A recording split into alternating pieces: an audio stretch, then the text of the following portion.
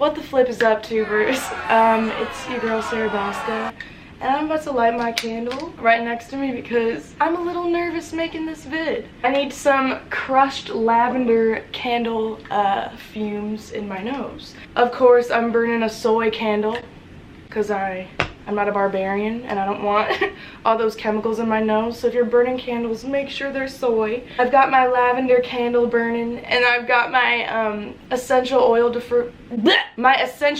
diffuser burning.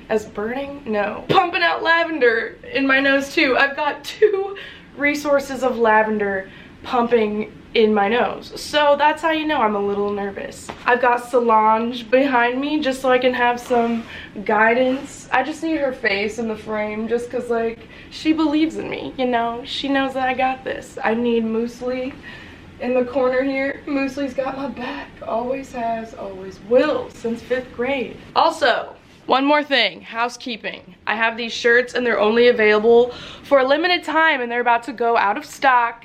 So make sure you get the shirts, they're cute. It's my 21st birthday merch. It's got Nastasia on the back. If you want to get this merch and match me, you can click the link in the description. Go ahead and do that, tubers. Don't miss out on these cute shirts. They have sweatshirts too. I'm not wearing makeup, don't come for me. I just wanted to be as real as possible because this is me. This video is going to be about my experience working in social media, how it's affected me. Not even just social media, but I'm going to talk about my anxiety and depression, which I really didn't want to put online because it's so personal, and I just need to realize that you guys are here for me and you want to see these sides of me. Ever since I was a little kiddo, I always felt the responsibility of making other people happy, and I kind of put that pressure on myself, and I never allowed my other emotions to show. I would kind of just hide them, block them down. I'm gonna get really freaking real with you guys, okay? My mom's gonna probably watch this and she's gonna be like, bitch, do not, like, why are you talking about that? But Mom, I'm sorry, I just want this. I know that this will help someone. Last year when I was 19, I was invited to go to Hawaii. Guess what? I did psychedelics for the first time. Woo! I'm not gonna go into detail on that, but I did it and it was really beautiful. At times, it's like a 7 to 10 hour drug. Very visually beautiful. I was looking at trees and nature differently. And I'm not promoting drug use. I'm not saying everyone go do psychedelics and you'll have a life-changing experience. But for me, I felt like I really needed that. But at the same time, it really opened my eyes up to how the world works, in good ways and bad ways. So, for example, on the trip, it really surfaces all of the things in your subconscious that you think about but don't realize you think about, and your insecurities that you subconsciously want to change but don't change, I guess.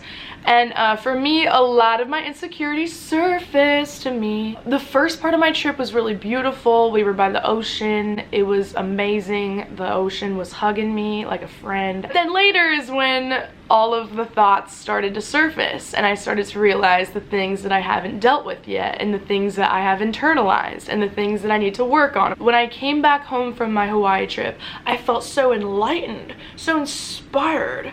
I felt just so, I don't know, I just felt like a better version of myself now that I knew about the things I needed to work on, I guess. But after a while, that inspiration starts to fade and you start to go back to your regular way of thinking, and you start to go back into your old habits. And my old habits is very heavily around procrastination. I have been a procrastinator my whole life. My entire life, just because I've had a mom that did everything for me. But I think back on me in school and my high school experience. So in high school, I didn't get the best grades, all right? I'm just gonna say that. I wasn't on the honor roll.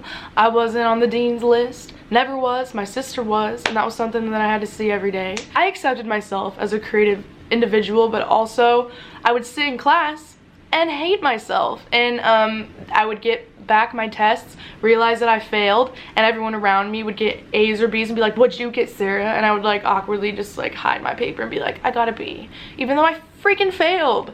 I just remember high school all the time having to go into lunch, retaking tests all the freaking time. I want to strip it back and try to think, like, why was it so hard for me to focus? Why was it so hard for me to study? The times where I had all my books out, I had my study guide out, and what would happen when I started to study? I would start to study, and then I'd get a text or a notification, and then I'd check it, and then I'd lay back and be on my phone for 20 minutes, and then I'd be like, oh shoot, I gotta study. So I'd study a little bit more. Someone texted me. I gotta respond. Text, texting, going back and forth. 20 minutes goes by, I'm like, shit. I check my messages, update my status. Homework sucks. You know, I hate history. What? Why does history matter? Can we focus on the present? You know, just like shit like that. And then I'd be like, oh my gosh, it's 12 a.m. It's midnight, and I only like got in maybe 15 minutes of studying. So I'm starting to realize now, oh my gosh, my phone controlled me. And my senior year of high school, my junior and senior year was when I started to get bigger on social media, on Vine and YouTube. And so I really dedicated a lot of my focus and my attention to YouTube and Vine and Twitter and Instagram and just keeping up with that. And I didn't think that my grades were slipping because of that. And even if I did, I wouldn't care, because I'm like, this is more important to me. But now that I'm here, I'm starting to realize how much my phone is controlling me. When I had this experience in Hawaii, that was another thing that popped up. Like, you didn't do well in school, and also you're addicted to your phone. I would always try to rationalize it by, that's my job, like social media is my job, whatever, like it's my job to be addicted to my phone. But at the same time, it's like, it can be your job, but you can also do that for like a couple minutes of your day, but then also live your life outside of your phone. Hi, it's me editing. Also, you don't have to document everything that you do and every experience that you have in your day-to-day life. After my Hawaii trip, I got very depressed. I was still at my mom's house, knowing that I was moving away to LA with Ashlyn, my best friend. I knew that things were about to change. Also, I had all of these thoughts in my head that were finally surfacing, and finally thoughts that I had to deal with head on, or else they were just gonna linger within me.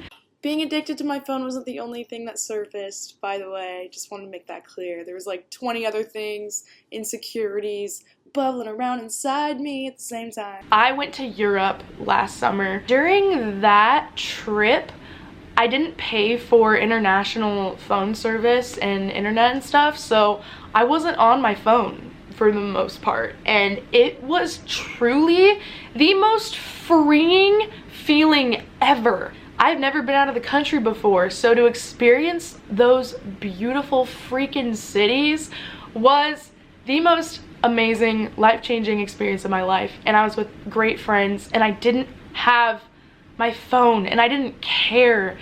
And every time I would start to care, I would just turn it off and put it away.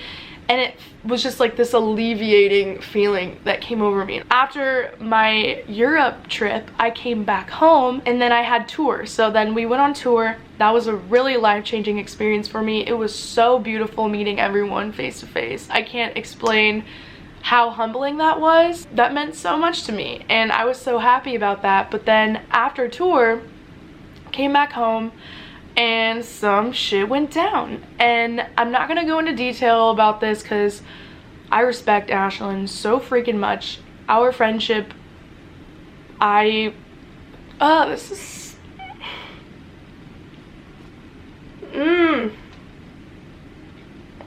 This past year, it was around like Christmas time, and I'm not gonna talk about it on here because I respect our friendship so much. Something happened between me and her that kind of changed everything. It was a situation where we both didn't know who was right and who was wrong, and it was really frustrating. I had people in my ear telling me that I was right, and then she had her, I don't know, it was just this huge thing, and it really affected me. We're still working through it, but initially we're good and we're friends. But when that thing happened during Christmas time, it destroyed me because I didn't think that it was gonna be the same. Ashlyn moved back home and I was here alone. And when Ashlyn left, it made me realize, oh my gosh, I really relied on Ashlyn for so much shit. My depression came back in full swing, ladies and gents, full freaking swing. And it was kind of making me start to push people away. And I wanted everyone to think that I'm doing great. Just taking a shower, after my shower, I would literally look in the mirror and I'd be like, yes, bitch, like, good job. I want to like give you a sticker, you know? And people that don't know what depression and anxiety is are probably watching this like, oh my god, this is pathetic. Like, she can't even take a shower. But when you struggle with mental illness, that's what it's like. You have to reward yourself and cry out of happiness just by like cleaning the kitchen or making your bed, cleaning your sheets. It's just simple tasks like that that you physically cannot get yourself to do. Whenever I felt like that at home, I always had my mom to push me.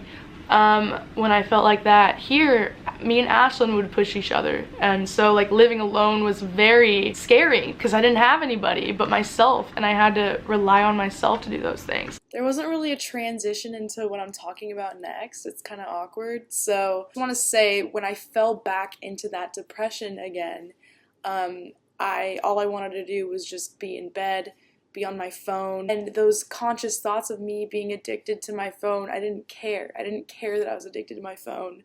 When I was depressed, I just needed any kind of distraction from my thoughts. Social media tools are designed to be addictive because they know if you're on these apps more, on these social media platforms, they're making more money. The people behind the platforms, so the creators of Instagram, Snapchat, Facebook, Twitter. When you're constantly breaking your attention in your day-to-day life to check your phone, it's inevitable that it will reduce the capacity of your concentration in the long run. Something inside of you is just like, I need this. And you check it, and then you put it down, and a few minutes later, you feel that same urge that you need to check it, so then you check it.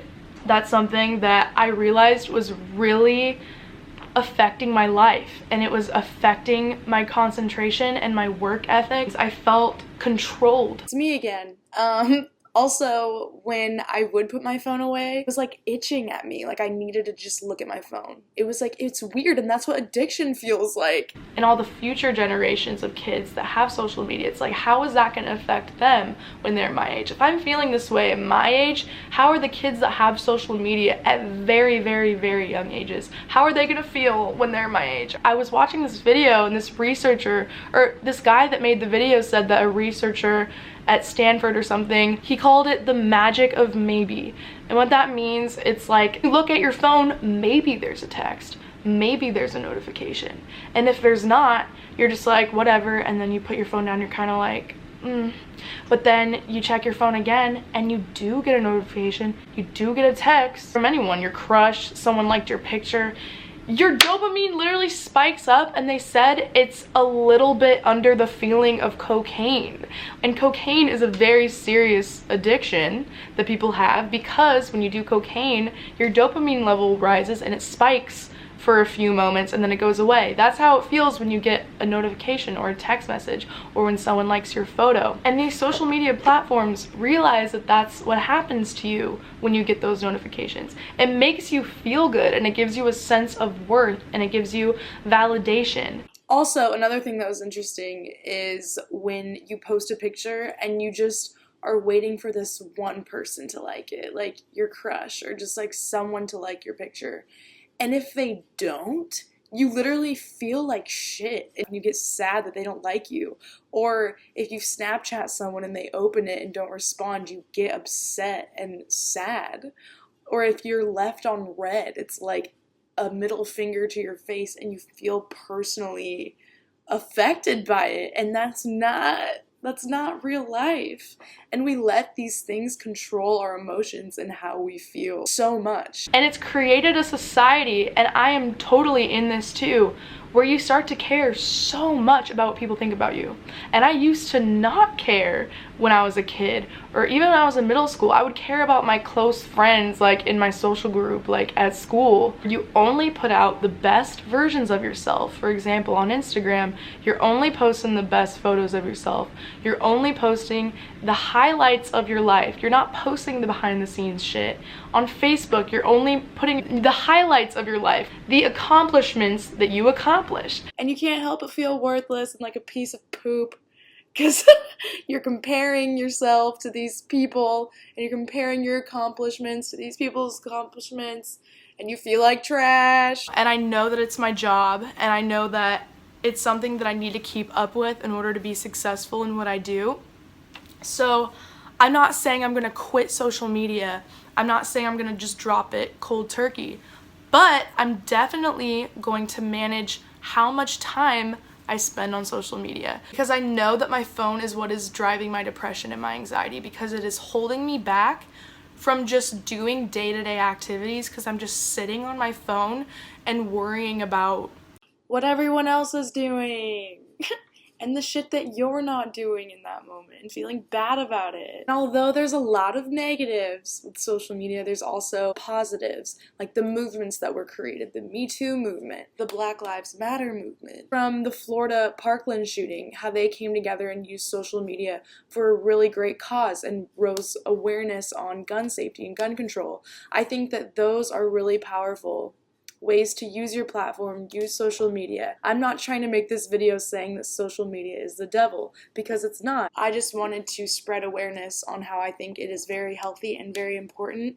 to use these tools of social media in moderation. Moderation is key for everything. So it's all about a balance, and I encourage you guys also. I know that there's different apps that tells you how much time you spend on social media, but I definitely want to start measuring how much time I spend on it, because I know it's not a healthy amount. Years will go by and you don't want to look back on your life and the best years of your life, like being young, being a teenager, or however old you are, and just remembering that you were just always on your phone.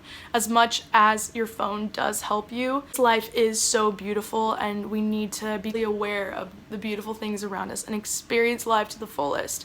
And if I'm making this conscious effort, I want you guys to also, because this world is amazing and we are social creatures, and as much it is safe hiding behind your screen and having online relationships. That is super fun. Having online friendships is so fun. I had so many of those. But don't neglect your day-to-day relationships with your family and your friends outside of your phone, and make sure you make sure it's important for you to keep up with those relationships. And I forgot to mention that one of the first steps that I made to help my mental health when I'm on social media, Instagram especially right now, is I unfollowed all of the people that made me feel shitty about myself. I unfollowed all of the Instagram models that I followed because I just would look at their pictures and feel shitty. I unfollowed Kylie Jenner. I unfollow everyone that I don't have this deep connection or care for. You know, like these people that I just don't know, and just follow them because they're hot. Once I did that, I could go on Instagram and just breathe and just see pictures of my friends and be like, yes, bitch, and not feel this self-hatred that I don't look this certain way, that I don't look like these models. So I really encourage you guys to make that first step. If you want to improve the way social media makes you feel, I think that would be a really good first step for you guys. It's like a cleanse. I know that they practice this a lot in therapy, and if people have anxiety or depression. I do this whenever I'm feeling anxious, but I need to do this all the freaking time. It's literally just living consciously. I went on a walk yesterday without my phone, and I just walked around the park by my house. And I picked out 5 different sounds that I was hearing. I heard some birds, I heard some construction, I heard people talking, I heard some dogs barking, and I just made mental notes of 5 different things that I was hearing. And while I was hearing those things, I was like, I'm gonna look at 10 different things around me and make a mental note of what I'm seeing. So I would look at a tree and I'd be like, right, cool, trees. Nature is really awesome. And then I would look at the doggies and I'd be like, 2 dogs, there are 2 dogs playing with each other. Just making these mental observations. I would just walk around the track a couple times and just make mental notes of what was happening, and I would also be focusing on my breathing too. And I realized that while I was doing these things, I felt so much better. My anxiety went down so much, and I felt like I was living consciously, and I wasn't just living and having things just going on around me and me just being stressed in my own head and just like going through life just in my head. You know, I was looking around and realizing, wow, the sky is really freaking blue. That's so beautiful. And I was looking at the clouds and I was like, wow, really pretty clouds are going on above me right now. That is really awesome.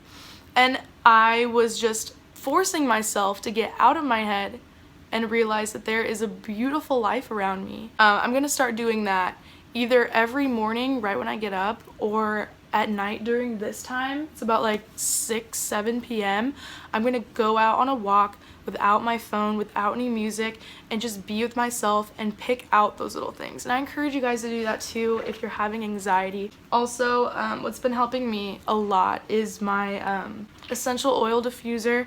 I just put a couple of lavender drops in my diffuser and I just let it freaking diffuse away next to my bed. I need to get better at this, but sometimes I do a meditation before bed because I have really bad insomnia and I tend to be on my phone a lot before I go to sleep, and that keeps me up, or I like lay in bed and I can't stop thinking, my mind won't stop racing. So there's some meditation videos that I've been watching before bed, and the purpose of these meditation videos is to help you get into a good state of mind so that you can fall asleep peacefully.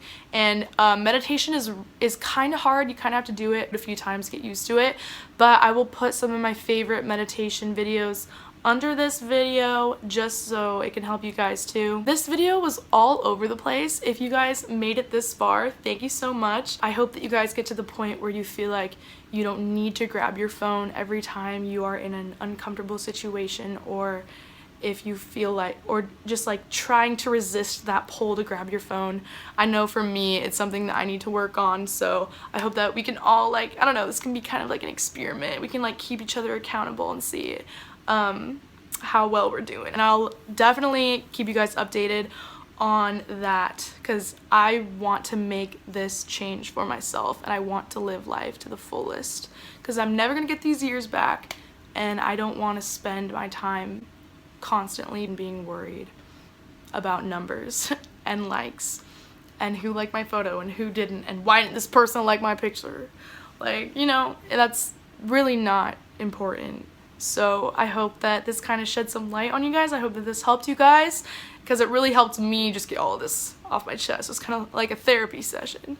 So I love you guys. Thank you for sticking with me, and remember to call or text your parents. They love ya. And I'll see you guys next week. I'm sorry, babe, we both missed that train.